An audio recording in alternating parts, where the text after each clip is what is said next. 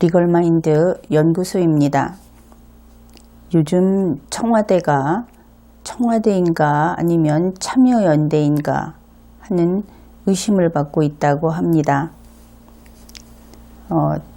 이것도 요즘 유행에 맞춰서 수시보다는 정시를 확대했는지 모르겠습니다.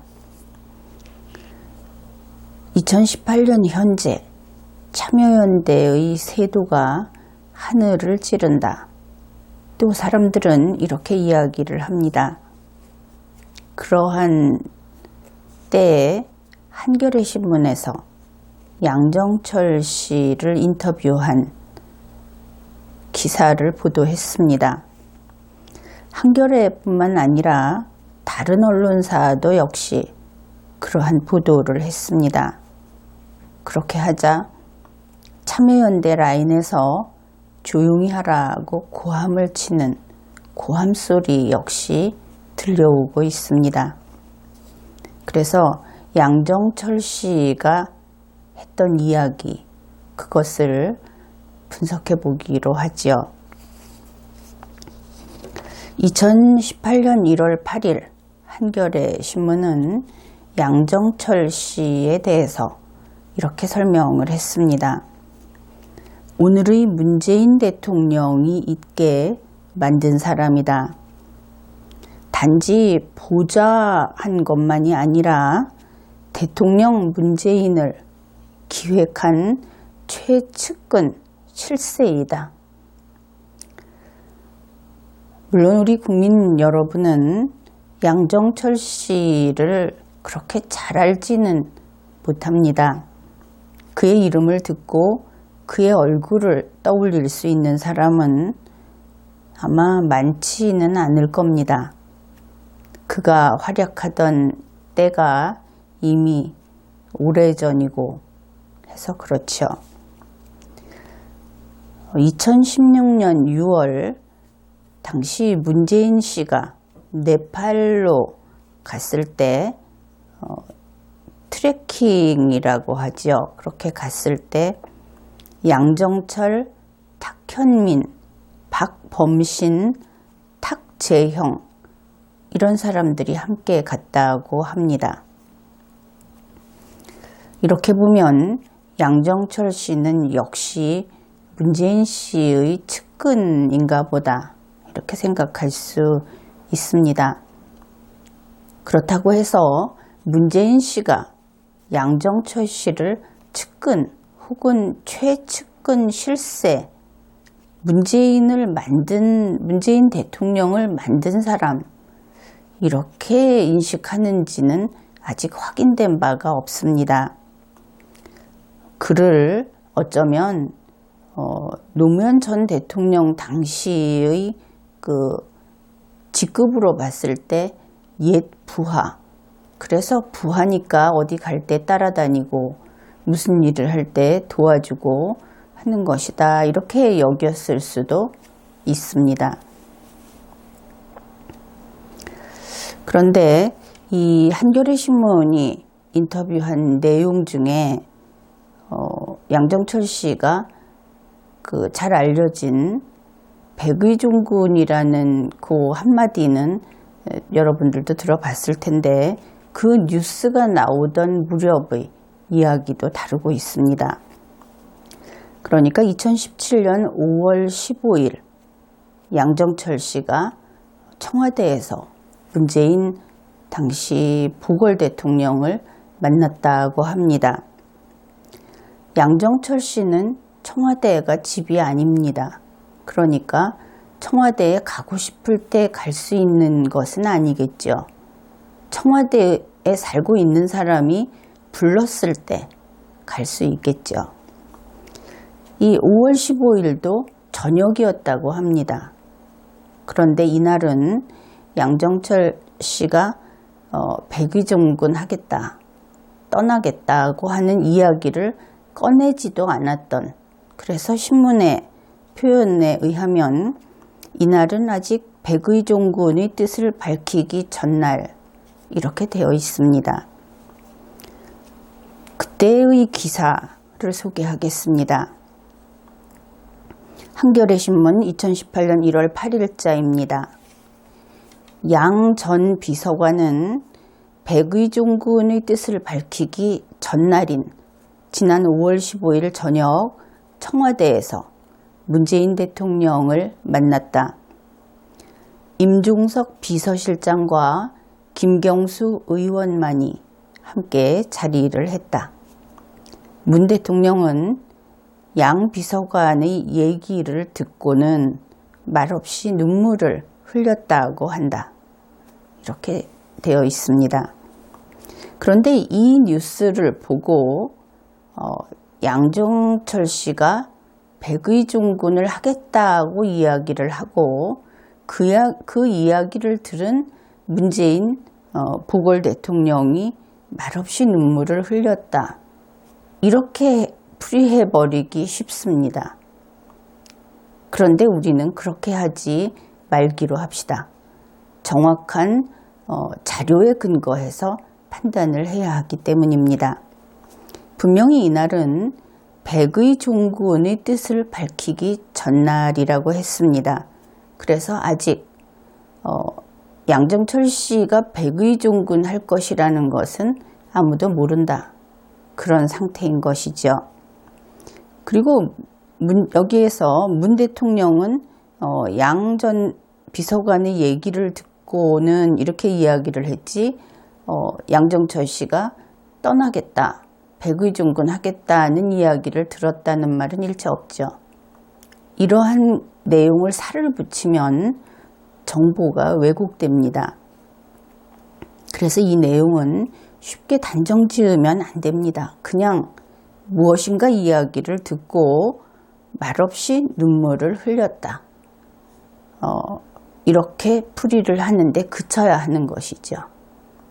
그러니까 양정철 씨를 저녁에 불렀는데 그 자리에는 문재인 보궐 대통령, 임종석 비서실장, 김경수 의원만 있었다. 다른 사람들은 나오지 않았다. 그리고 거기에서 양정철 씨가 문재인 보궐 대통령에게 무엇인가를 이야기를 했고 그 이야기를 듣고는 말없이 눈물을 흘렸다. 이런 것입니다. 여기에서 중요한 것은 만일 떠나겠다고 이야기를 했다고 그렇게 일반적으로 오해할 수 있는 그런 해석을 하게 된다면 확실해지는 것이 하나 있습니다. 문재인 씨는 양정철 씨를 붙잡지 않았다. 이렇게 되겠죠. 어쨌든 이날 이렇게 문재인, 임종석, 김경수를 만나고 나서 그 다음날 양정철 씨는 백의종군 하겠다고 하고 그것도 공개적으로 그 약속을 밝힙니다. 그것도 참 이상한 일이죠. 양정철 씨는 청와대에 어떤 현직이 있던 사람이 아닙니다. 그런데 떠난다고 하는 것은 이상하지 않습니까? 자리가 있을 때 떠나는 것이지 아직 자리도 안 줬는데 미리 떠난다. 그것도 참 부자연스럽죠. 이 인터뷰 기사에서 한겨레신문 기자는 또 이런 이야기도 합니다. 양정철 전 비서관의 청와대 입성을 문재인 대통령이 부담스러워했다는 보도가 있었다. 그냥 이렇게 이야기를 했습니다. 그런 일이 있었다 하는 것도 우리가 판단을 하는데 참고로 하면 되겠죠. 문재인 보궐 대통령을 만난 다음 날 양정철 씨는 입장문을 언론에 발표합니다. 지금 소개하는 내용은 밴쿠버 중앙일보 2017년 5월 15일자이기 때문에 한국 날짜로는 5월 16일이 될 것입니다. 그 내용은 다음과 같습니다. 그분이 정권 교체를 이루어 주신 것으로 제 꿈은 달성된 것이기에 이제 여한이 없습니다. 간곡한 당부 하나 드립니다. 우리는 저들과 다릅니다. 정권 교체를 갈구했지 권력을 탐하지 않았습니다. 좋은 사람을 찾아 헤맸지 자리를 탐하지 않았습니다. 앞으로도 그럴 겁니다. 비선이 아니라 묵묵히 도왔을 뿐입니다. 나서면 패권, 빠지면 비선, 괴로운 공격이었습니다. 저희 퇴장을 끝으로 패권이니 친문, 친노 프레임이니 삼철이니 하는 낡은 언어도 걷어주시기 바랍니다. 이렇게 입장문의 이것은 일부입니다. 그런데 여기에서 양정철 씨는 문재인 보궐대통령의 비서관이 아니다 앞에서 이야기를 했죠. 그렇게 아무 직책도 없는 사람이 떠나겠다고 언론에 공개 약속을 했습니다. 나 가겠다. 내가 다시는 여기 안 나타나겠다. 아무도 붙잡지도 않고 겉으로 볼 때는 그가 요직에 갈 사람이라고 하지도 않고 또 그런 이야기가 막 나오던 때로부터도 그런 이야기가 나오긴 나왔는데 그것도 일부 언론에서 그랬고 어떻든 그런 사람이 떠나겠다고 하는 것 자체가 사람들이 주목을 받기에 충분하죠. 이 소개해드린 내용 가운데 간곡한 당부라는 부분이 좀 특이합니다. 마치 살려달라는 절박함이 느껴진다고 할까. 어떻든 이 문재인 보궐대통령이 막 취임을 하고 얼마 안 됐는데 그의 최측근 실세라고 하는 사람이 이렇게 간곡한 당부, 우리는 저 사람들하고 다릅니다. 이런 이야기를 한다는 것이 그것도 상식 밖이다 이렇게 볼 수 있겠습니다. 간곡한 당부라고 하면서 우리는 저들과 다릅니다. 정권 교체를 갈구했지 권력을 탐하지 않았습니다. 좋은 사람을 찾아 헤맸지 자리를 탐하지 않았습니다. 이렇게 이야기를 했습니다. 그러면 여기에서 저들이라는 것이 누구인가? 만일 이것이 박근혜 전 대통령과 그 주위에 있었다고 하는 문고리 3인방이라고 하는 사람과 양정철 씨를 가리키는 삼철이라고 하는 것을 겹쳐서 이렇게 이야기를 한 것인가? 일반적으로 그렇게 풀이하기 쉬울 겁니다. 그런데 생각을 해봅시다. 양정철 씨는 어떤 지위가 있는 사람이 아닙니다. 그리고 양정철 씨라고 하는 이미 청와대에는 그 당시에 몇몇 그 개혁을 담당할 사람들이 이미 나타나고 있었고 위원회도 조직이 돼서 활동을 하고 있었고 그런데 거기에 속해 있지 않은 양정철 씨가 그 결백함을 보이기 위해서 퇴장을 하겠다. 정치와 완전히 손을 끊겠다. 이렇게 이야기를 하면 그러면 문재인 보궐대통령 측에는 직권남용할 사람이 없게 되는 겁니까? 그렇지 않겠죠. 그래서 이렇게 만일 이것을 효과적으로 하려면 이름이 널리 알려진 임종석 씨를 내서 내 앞에 내세워서 퇴장을 시켜야 하지 않겠습니까? 그런데 그렇게 하지 않았던 것이지요. 그렇다면 이 저들이라고 하는 것이 반드시 보수, 지난 정권에서 있었던 그런 것을 가리키는 것으로 단정 짓기는 어렵다. 그렇게 보겠습니다. 오히려 저들이라고 하는 것이 86그룹을 가리킬 수도 있다.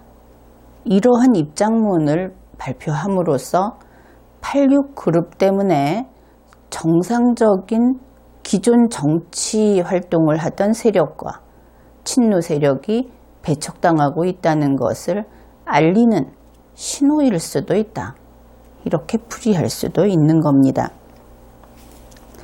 게다가 여기에서 양정철 씨는 저희 퇴장을 끝으로 패권이니 친문, 친노, 삼철 이런 것도 거둬달라고 이야기를 했는데 여러분들은 이 말을 아주 귀에 익은 말이다 이렇게 생각을 할 겁니다. 다름 아닌 박근혜 전 대통령, 이명박 전 대통령이 이런 이야기를 했지요. 내가 모두 책임을 질 테니 나에게만 책임을 물어라. 아주 비슷한 뉘앙스가 풍기지요. 그러면 양정철 씨는 누구를 대표하는 사람인가? 어떤 사람들을 대신해서 그가 희생양이 되겠다는 것인가? 지금으로서는 짐작하기 어려운 일입니다. 그만큼 양정철 씨는 국민에게 유명인이 아니었기 때문인 것이지요. 어떻든 이러한 입장문을 밝히고 같은 날 양정철 씨는 정청래 씨에게 문자 메시지를 보냈습니다. 이것은 정청래 씨가 SNS에서 공개를 하고 그리고 김어준의 방송이라는 데 나가서 직접 이 내용을 다 소개하고 그랬기 때문에 알려졌고 또 신문 보도도 되었습니다. 정청래 씨는 양정철 씨가 보낸 문자 그것을 다음과 같은 내용을 소개를 했습니다. 지나간 세월이 눈물만 나는구려. 남들은 몰라도 우리는 알잖소. 최근 내 문제 옹호도 눈물나게 고맙소. 은혜 잊지 않으리다. 박범신 선생이 나를 위해 시 한 편 보내셨는데 눈물이 나더이다. 우리 이렇게 눈물로 이 정권 지킵시다. 이 메시지에서 최근 내 문제 옹호 이런 이야기에서 문제가 뭔가 있었구나. 그것을 정청래 씨가 옹호를 해 주었는데 그것이 그 문재인 당시 보궐 대통령의 최측근 실세라는 양정철 씨가 눈물나게 고맙고 은혜를 잊지 않을 정도로 그 은혜를 입은 그런 일이 되는 것이구나. 이런 것을 알 수 있습니다. 그리고 눈물로 이 정권을 지키자. 그런 이야기를 했는데 그렇다면 양정철 씨의 내 문제라고 하는 것은 개인적인 문제가 아니라고 생각을 해야 하겠죠. 이 내 문제라고 하는 것과 정권을 지키거나 지키지 못하는 문제 그리고 눈물 이런 것들은 서로 관련성이 있겠구나 하는 생각을 해볼 수 있습니다. 이 이야기에 대해서는 좀 더 살펴볼 건데 지금까지의 내용을 요약하면 이렇게 됩니다. 2017년 5월 15일 양정철 씨는 청와대에 아마도 불려가서 그러니까 청와대에 불려가서 모모라는 이야기를 들었다. 불려갔으니까 들었겠죠. 불려가는 사람이 이야기하러 갈 수도 있겠지만 그리고 5월 16일에는 나는 퇴장한다고 하는 입장문을 언론사에 보냈다. 5월 16일에 또다시 이러한 문자 메시지를 보내고 시를 보내고 이렇게 하면서 양정철이 울고 정청래가 울고 박범신이 위로했다. 이 정도로 정리를 해볼 수 있겠습니다. 여기에서 박범신 작가에 대해서 좀 짚고 넘어갈 것이 있는데, 그는 2016년 6월 말 당시 문재인 씨가 부탄에 갈 때 동행했던 사람입니다. 박범신 씨는 2016년에 그런데 젊은 은교, 늙은 은교, 어린 은교라는 이름과 함께 성추행 사건으로 크게 이슈화됐던 바로 그 박범신 씨입니다. 이 사건은 지금으로 말하면 미투 사건에 해당이 되겠죠. 그런데 이러한 젊은 은교, 늙은 은교 이것으로 유명해진 박범신 씨, 이 사람이 바로 양정철, 문재인과 함께 트레킹을 갔던 그 사람이다 하는 것입니다. 그 박범신 작가가 양정철 씨에게 보낸 시가, 시의 제목, 그것이 밀물입니다. 먼저 밀물이라는 그 단어를 살펴보죠. 밀물은 밀려온 물이죠. 이곳에 있던 물이 아니고 저곳에 있던 물이 밀려온 것이 밀물입니다. 밀물은 항상 기세가 대단합니다. 그렇지 않으면 이곳에서 버티는, 그것이 땅이 되었든 무엇이 되었든 마구 밀어젖히면서 들어오지 않으면 올 수 없죠. 그래서 이 저항을 누르면서 밀려드는 밀물은 기세가 대단하다 하는 이 제목부터 살펴보고 내용으로 들어가기로 하죠. 시입니다. 봄꽃의 밀물 황홀하네. 저 밀물에 섞이지 못한 당신 혹 쓸쓸하신가? 상심할 거 없어. 여름꽃, 가을꽃도 있고 겨울에 피는 꽃도 있는 걸. 당신은 겨울꽃 눈 내리는 절세의 어느 모퉁이에서 고고하게 홀로 피고 말 거야. 그게 당신 스타일.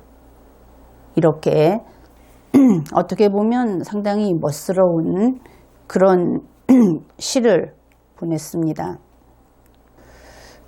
박범신 작가는 양정철 씨에게 봄꽃이 아닌 것은 둘째로 치고 여름꽃이나 가을꽃이 될 수 있다고도 이야기하지 않았습니다.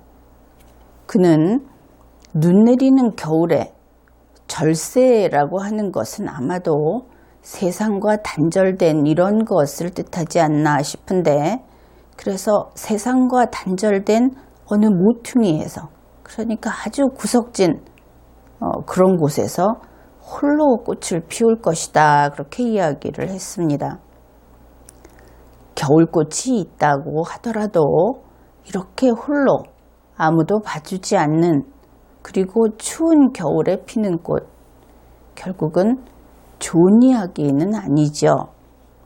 어쩌면 그렇게 남 모르는 곳에서 혼자 살다 혼자 떠날 것이라는 의미도 될 수 있습니다. 어쨌든 이러한 박범신 작가가 양정철 씨를 위하여 시를 써서 보냈다 하는 것은, 일단 시를 쓴 사람은 양정철 씨를 더 비호하는 혹은 지지하는, 편드는 이런 입장이다 하는 것을 알 수 있습니다. 그렇게 보면 양정철 씨가 나쁜 사람은 아닌 것이지요. 그러면 그를 밀어낸 봄꽃들이 나쁜가? 아니면 원래는 양정철 씨가 나쁜 사람은 아닌데 추방되어야만 할 그런 죄를 지은 것인가? 이런저런 생각을 해볼 수 있는 겁니다. 이렇게 몇 가지 소식이 있고 나서 양정철 씨는 2017년 5월에 한국을 떠납니다. 그리고 나서 뉴질랜드의 작은 형집, 영국의 처제의 집, 그리고 중국과 일본을 거쳐서 미국 서부까지 떠돌았다고 그 인터뷰에서 밝히고 있습니다. 그 후 2018년 1월 17일 북콘서트 책을 발간했기 때문에 북콘서트 목적으로 귀국을 했고, 그리고 이곳에서 설을 지낸 다음에 3월 14일에 미국으로 바로 출국을 했습니다. 그런데 이 과정에서 일본에서 책을 마무리하던 때쯤 되겠죠. 책을 쓰느라고 일본에 머물고 있을 때 2017년 12월 26일부터 한겨레 신문 기자가 1박 2일 동안 양정철 씨의 그 거처에 체류하면서 인터뷰한 것이 바로 도쿄 인터뷰, 그것이 신문에 보도되었습니다. 그 도쿄 인터뷰 내용을 살펴보기로 하죠. 기자가 이렇게 물었습니다. 문 대통령은 지난 총선과 대선을 앞두고 김종인, 김광두, 조응천 등 한때 박근혜를 도왔던 사람들까지 영입했다. 양 전 비서관이 다 기획했다고 하던데 하고 물었습니다. 그러니까 양정철 씨가 이렇게 답변을 했습니다. 큰 방향은 문 대통령 생각이었다. 우리가 장점으로서 선점해야 할 것, 그것이 있는데 하나는 안보 문제, 둘째는 애국이라는 가치, 셋째는 경제에 대한 유능함. 이렇게 선점을 해야 하는 세 가지가 있는데 그런 것은 공약을 내놓는다고 해서 사람들이 절대로 안 믿어준다. 왜 안 믿어준다고 했을까요? 바로 이것은 전형적인 보수의 가치였기 때문입니다. 양정철 씨는 이렇게 이야기합니다. 공약으로 내놔도 안 믿는다. 그래서 사람으로 보여줘야 한다. 그러면 어떤 사람을 보여주겠습니까? 보수 쪽 인물을 보여주어야 하겠죠. 그것은 문맥상 당연합니다. 양정철 씨는 당시 민주당 대표였던 문 대통령의 주문으로 총선 6개월 전부터 40명 정도를 영입했다, 이렇게 이야기를 했습니다. 총선 6개월 전부터, 그때부터 이렇게 준비를 착착 하고 있었던 것이죠. 다른 신문에 보면은 문재인 후보 측에 이러한 교수들, 이런 사람들이 모였다 하는 뉴스가 있습니다. 2016년 10월 교수 500명이 정책공간 국민성장이라는 팀을 발족했고, 2017년 3월 15일에는 김광두 교수를 필두로 새로운 대한민국 위원회를 발족했다. 그래서 언론 보도에 따르면 문재인 캠프에는 교수가 1000여 명 있었다. 그렇게 나오고 있습니다. 양정철 씨가 이야기했듯이 이 아주 독특한 선거 전략, 바로 보수의 테마, 핵심 테마 3개를 자기네들 것으로 만든 것이고, 그것을 국민에게 마치 문재인 캠프는 보수의 가치를 중심에 같이 두고 있는 것처럼 보이기 위해서 역시 보수 인사를 그만큼 전면에 배치할 필요가 있었다. 자기가 그 일을 시작했다는 이야기를 한 겁니다.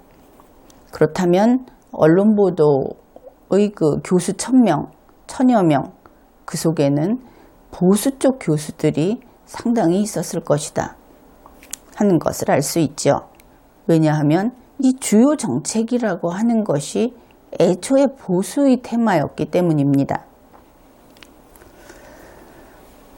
양정철 씨 도쿄 인터뷰에서 그는 또 이런 이야기를 합니다.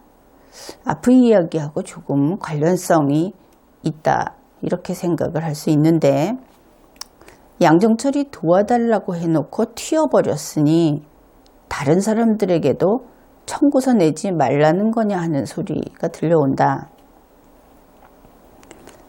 지금은 도쿄에서 이야기를 하는 겁니다. 국내에 들어가자니 문 대통령 선거를 도왔던 그 많은 사람들이 걸어올 전화 그리고 만남 요청이 두렵다. 이렇게 이야기를 했기 때문에 이것은 소위 그 선거 청구서라고 이야기를 하는 값을 치러라 하는 그 주문에 응하지 못해서 해외를 전전하고 있다는 그런 설명으로 들리기도 합니다. 그러나 다시 생각해 보면 이 교수들이라든지 또 선거 때 문재인 후보를 지지하면서 도왔던 그런 사람들이 굳이 양정철 씨를 통해서만 그렇게 했을까? 국민들한테 많이 그 모습을 많이 드러냈던 임종석 씨나 조국 씨, 다른 사람들을 통해서도 도왔을 것이고, 그렇다면 그들에게도 전화하고 만나자고 할 텐데, 그들은 지금 버젓이 청와대에서 근무하고 있습니다. 그들은 왜 괜찮고 양정철 씨는 왜 안 되는가? 이 부분에서 그의 설명이 석연치 않은 것이지요. 그렇긴 하지만 그러면 양정철 씨의 이러한 변명, 이러한 것이 어떨 때 가능한 것인가? 그런 부분을 한번 살펴보기로 합시다. 교수가 정말 천명이 있었다, 이렇게 전제를 하죠. 그러면 어떻게 됩니까? 양정철 씨 말대로 먹튀라는 말이 나왔기 때문에 이 교수 천명을 갖다 쓰고 버렸다, 이렇게 되는 것이죠. 그것도 좀 좌파라고 이야기를 하죠. 좌파 후보인 문재인 후보가 보수 쪽에 있는 교수를 1000명, 다는 아니더라도 1000여 명, 보수 쪽 인사를 데려다가 보수 쪽 그 가치를 같이 추구하자 하면서 선거운동을 하고 당선이 된 다음에는 몽땅 버리고 말았다. 이것은 중대한 문제이죠. 그렇다면 이 설명하기 쉽게 교수 1000여 명 그랬는데 보수 쪽 사람들이 교수만 있지는 않았겠지요. 어떻든 이 자기들이 이야기한 안보, 애국, 경제라고 하는 이 보수의 가치를 뺏어가기 위해서 보수 사람들이 와서 앞에서 피켓을 들고 홍보를 해줘야 된다. 그래서 사람들을 데려갔다고 했는데, 그러니까 자기들이 이 보수 측의 공약을 선점해놓고 국민들한테 이게 진짜예요 하고 믿게 만들려고 보수 측의 인사들을 영입했다 하는 것이죠. 그렇게 됐는데 이 사람들을 영입해서 그러한 자기들의 선전을 하는데 쓴 실무는 양정철이 담당하고, 그 다음에 리더는 나중에 이 문재인 그 후보의 실질적인 어떤 힘을 차지하는 실질적인 역할을 담당하는 리더는 임종석이 하고, 이렇게 되었다 하는 내용이 인터뷰 속에 나옵니다. 그러니까 양정철이 데려다 쓰고 임종석이 그 보수가 섞여 있는 일단은 1000여 명 혹은 더 많을지도 모르고 그들을 몽땅 버렸다, 폐기 처분했다, 이런 것이지요. 그런 일이 가능은 하다, 그런 생각이 좀 들지요. 그렇다면 여기에서 우리가 또 의문이 생기는 것이 있습니다. 말하기 좋아하는 그 교수 천여 명이 왜 지금까지 조용한가? 문재인을 큰 목소리로 비판해야 하지 않을까? 그런데 그것도 또 좀 곰곰 따져보면 그럴만한 부분이 있습니다. 처음에 양정철 씨가 이들을 모으고 준비할 때는 정상적인 대선을 대비했던 것으로 보입니다. 그러니까 2017년 12월 20일에 헌법 제68조 제1항에 의해서 임기 만료로 인한 대통령 선거가 실시될 것이다. 이렇게 보고 그것을 준비한 것이다. 그렇게 볼 수 있는데 그러면 그때 이 교수 천여 명이라고 하는 사람들, 교수 천여 명은 반드시 교수는 아닙니다. 이 보수 쪽의 인사로서 문재인의 선거운동을 결국은 했던 이런 사람들을 그냥 교수 천여 명이라고 한 것이다. 이렇게 이해를 해 주십시오. 그래서 초기에 이들은 정상적인 대선을 생각했을 때 문재인 씨가 그때는 상당히 중도인 척을 했죠. 게다가 이러한 보수의 가치를 추구한다고 앞에 막 내세웠고 그래서 선거 후의 어떤 이익을 담보할 생각으로 어떤 사람은 보험으로 어떤 사람은 실질적인 혜택을 기대하면서 그쪽으로 좀 넘어갔을 수 있습니다. 그러면 그때의 그들은 100점 만점으로 생각을 했을 때 한 40점 정도 배신했다. 이렇게 볼 수 있겠죠. 문재인을 보고 좀 기울었는데 실무를 담당하는 사람이 양정철이더라. 그런데 그는 알려져 있기를 친노라고 알려져 있죠. 그러면 그때 이 보수 쪽 사람들은 100점 만점에서 한 49점 정도 내가 보수를 배신했구나 이렇게 느꼈을 수 있을 겁니다. 그런데 2017년이 되면서 이 탄핵 심판이 결국은 안 좋은 쪽으로 끝이 날 것 같다 이렇게 되면서 대통령 선거가 보궐선거로 그 방향이 잡히기 시작했죠. 이 무렵에는 이제 임종석 등 86그룹 이 시민 세력이 문재인 그러니까 후보 혹은 문재인 경선에 나오는 문재인 씨 이 주변에 모여들기 시작한 겁니다.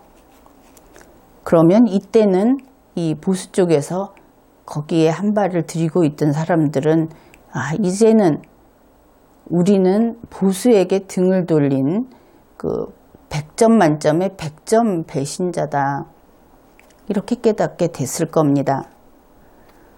그런 사람들이 선거가 끝나고 나서 문재인 후보가 당선이 됐는데 그 임종석에게 청구서를 내밀 수는 없겠죠. 그렇게 했다가는 바로 적폐로 찍혀서 죽을 테니까 다름 아닌 참여연대, 그 무서운 참여연대한테 모든 게 다 낱낱이 밝혀지고 망신당하고 그렇게 되겠죠. 그러면은 이 임종석이라고 지금 이것도 대표 명사로 쓰는 겁니다. 꼭 임종석이라기보다는 이 86세력, 86그룹 그리고 참여연대 쪽 라인 이 사람들만 무서우냐 하면은 자신들이 바로 보수의 배신자 아닙니까? 그러니까 이 사실이 보수라든지 일반 국민에게 알려지면 저 배신자들하고 낙인 찍히겠죠. 그래서 이 교수 1000명이라고 우리가 이야기하는 이 보수이면서 문재인을 지지했던 이 사람들은 아무 소리도 할 수 없는 겁니다. 단지 양정철에게 이야기할 수 있겠죠.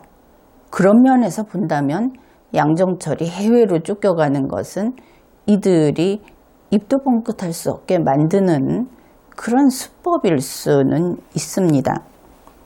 결국은 양정철 씨가 백의종군하겠다 하도록 만든 전략, 그것이 임종석이라는 이 86그룹의 꾀였다면 그것은 효과가 괜찮은 겁니다. 그렇게 함으로써 이 교수 천여 명에게 재갈을 물리고 일괄 토사구팽을 하는데 성공할 수 있으니 그렇습니다. 그런데 이 교수 천여 명이 입을 다물게 된다 하는 것은 또 다른 이점이 있습니다. 그것은 이들이 보수층으로 돌아가지 못하는 것이죠. 배신해서 와서 이용당하고 버림을 받았는데 내가 그동안에 여기 있었다고 하면서 돌아갈 수 없는, 그래서 보수가 결집이 되지 않고 보수가 다시 클 수 없게 만드는 이중의 이득이 있습니다. 그러니 이 인재풀이라고 할 수 있는 그런 사람들을 쏙쏙 뽑아왔기 때문에 보수 쪽은 황폐하고 또 무력화되는 것이지요. 이런 면에서는 현재 보수가 명맥을 유지하고 있는 것인지 나날이 죽어가고 있는 것인지 이렇게 쇠약한 원인을 여기에서 좀 알 수 있을 겁니다. 보수들이 살려면 그들이 아주 정색을 하고 질타를 하는 이 배신자들을 폭넓게 따뜻하게 받아들여서 단합을 하는 것, 그것이 아마도 보수는 크고 임종석 측에서는 가장 싫어하는 그런 일이 될 겁니다.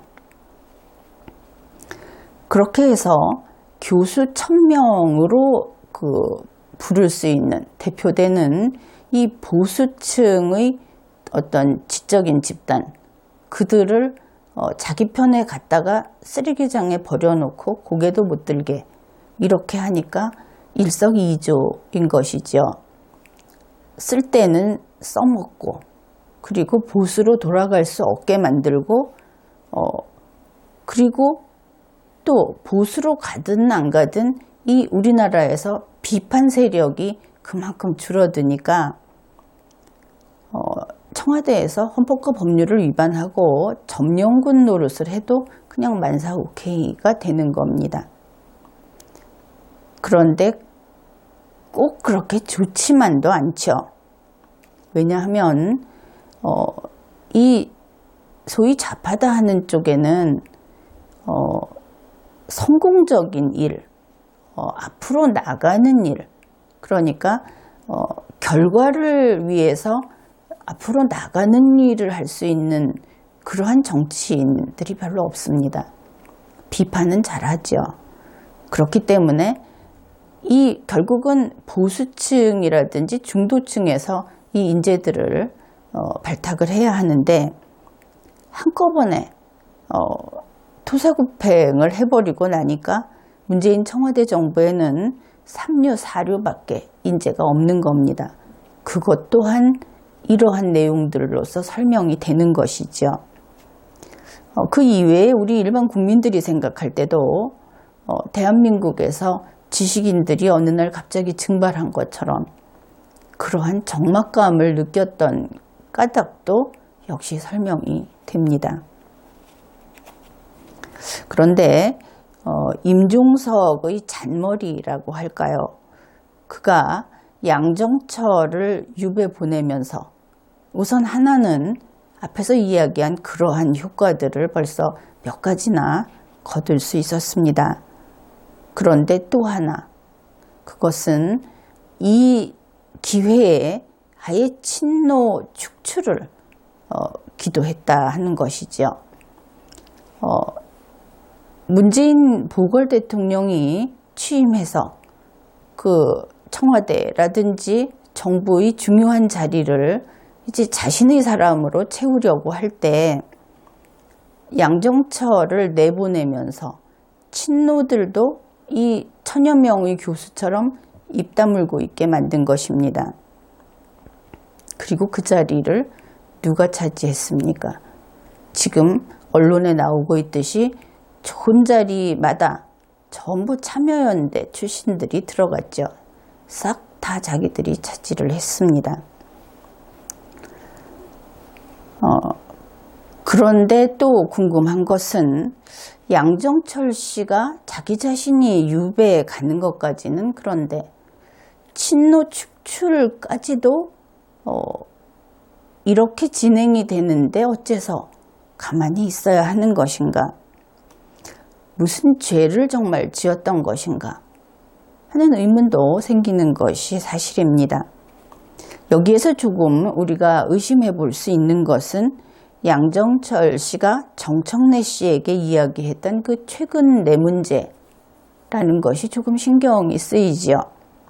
이것을 미지수 X로 두기로 합시다.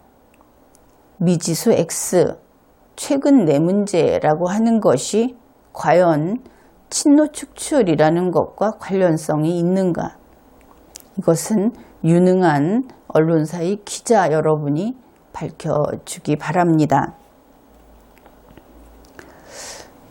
지금까지는 교수 1000여 명이 있었다고 전제를 하고 이런 이야기를 했는데 우리가 놓치지 말아야 할 것이 또 있습니다. 그것은 문재인 캠프에 교수 1000여 명이 문재인을 지지하면서 모였다 하는 그 전체가 어쩌면 허위사실일 수도 있다 하는 부분도 우리는 그냥 넘어가지 않아야 하겠습니다. 그러니까 양정철 씨가 이야기했듯이 초기에 40명을 모았다.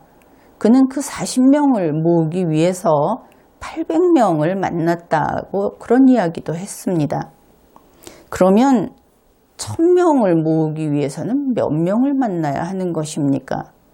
그것은 아무래도 시간적으로라든지 여러 가지로 어려웠겠죠. 물론 스스로 모여드는 방법도 있습니다. 그러나 이렇게 교수 1000명이라는 것은 애초에 없었을 수도 있다. 그저 조금 모였는데 그렇게 계속 광고 효과만 노리기 위해서 그렇게 했었을 수도 있다. 왜냐하면 교수 1000여 명의 명단이 밝혀지고 얼굴이 나오고 내가 이 사람을 도왔다고 하고 한 것들이 그렇게 체계적으로 밝혀져 있지는 않기 때문입니다. 그래서 그런 경우라면 교수 1000여 명이 지지했다고 하는 그 말로써 우리 국민을, 유권자를 속인 것이죠. 이것도 중대한 범죄입니다. 그런데 1000여 명이 없었다는 것을 숨기기 위해서도 앞에서 보았던 것과 똑같이 양정철 씨는 해외로 나가고 또 친노도 축출하고 이러한 일들을 똑같이 할 수 있다 하는 것을 지적해 둡니다. 지금까지 이런저런 내용들을 살펴보았는데 자료가 많이 있어야 하죠. 그러나 출발점에 든든한 못을, 큰 못을 하나 박아두면 최소한 그 출발점은 분명하다. 이렇게 자신할 수 있죠. 이번에 이 의문을 풀어가는 확실한 출발점은 물론 있습니다. 그것은 양정철 씨가 그가 정말 자유인이어서 백의종군을 선택한 것은 아니다 하는 것이 바로 그것입니다. 그는 어떤 이유로 족쇄를 채워서 유배 보내진 것이다 이렇게 보든지 아니면 그 자신이 속아서 그와 같은 일을 자청한 것이다. 본인이 원해서가 아니고 해야만 한다고 생각했기 때문에 그것이 우리의 출발점인 것이죠. 그러면 왜 이렇게 이야기를 하는가?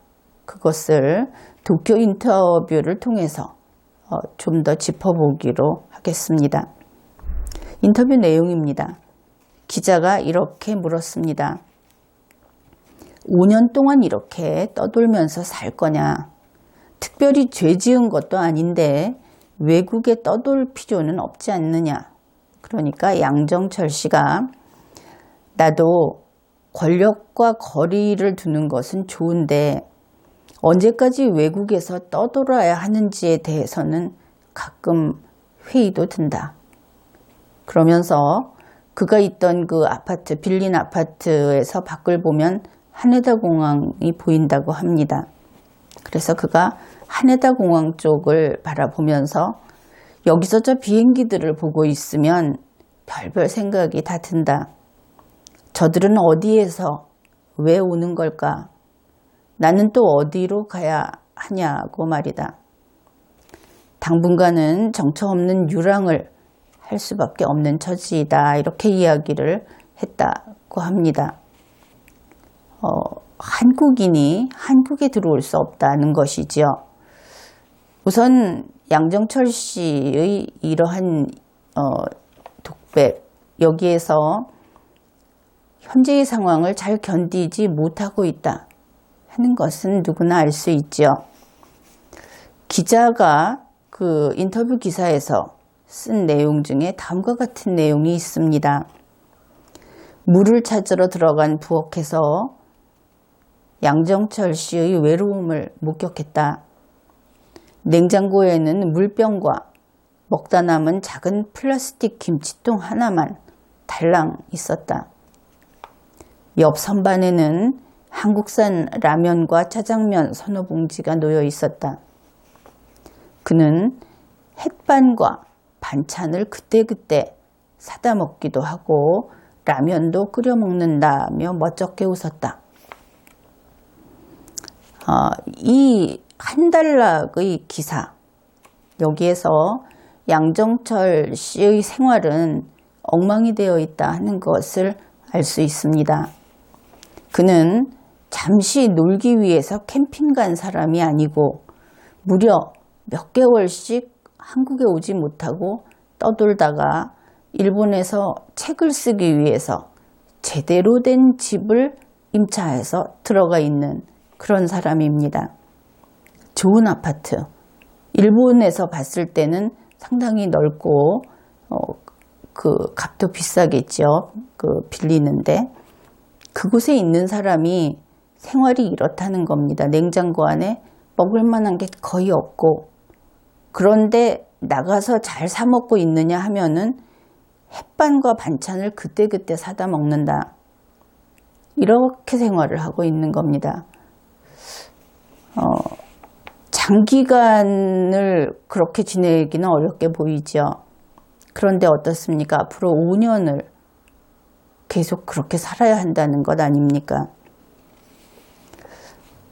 기자가 이야기를 했듯이 양정철 씨는 외로움 속에 있다.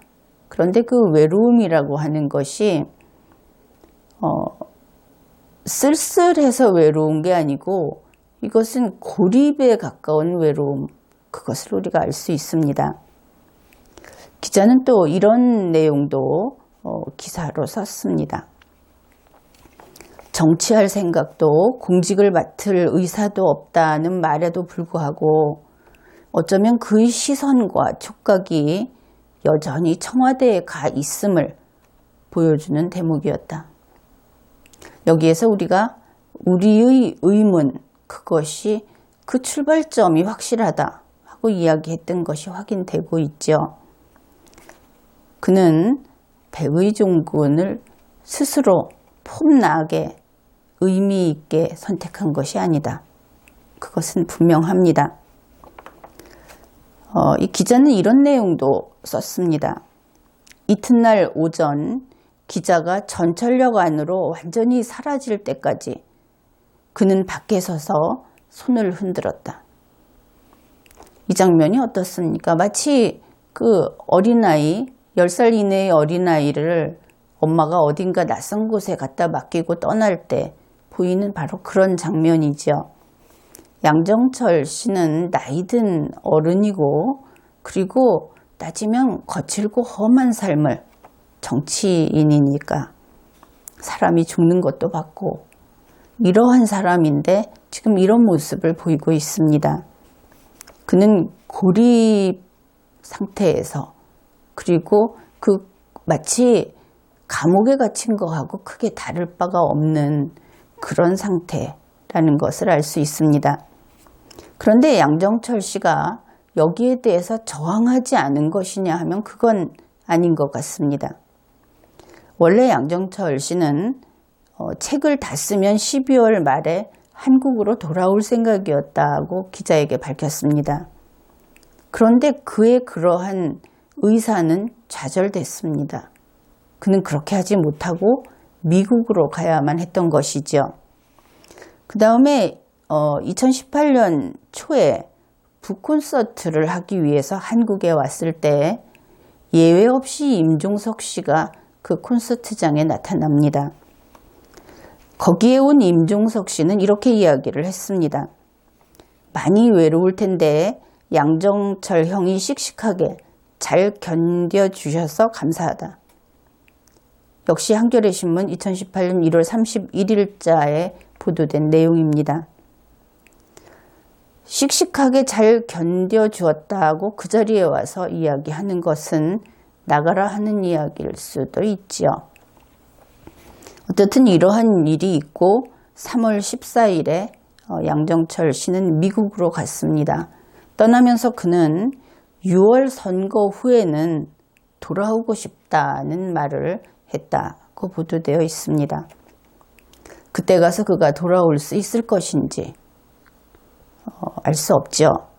다만 이 모든 일들이 자기가 피치 못할 어떤 죄를 지어서 그렇다면 그 죄는 그가 앞에서 눈물로 이 정권을 지킨다고 했는데 5년 동안 숨기고 그가 유배를 가서 5년을 보내야 이 정권이 지켜지는 것이다 라고 한다면 우리는 여기에서 또 다른 미지수 X를 찾을 수밖에 없습니다.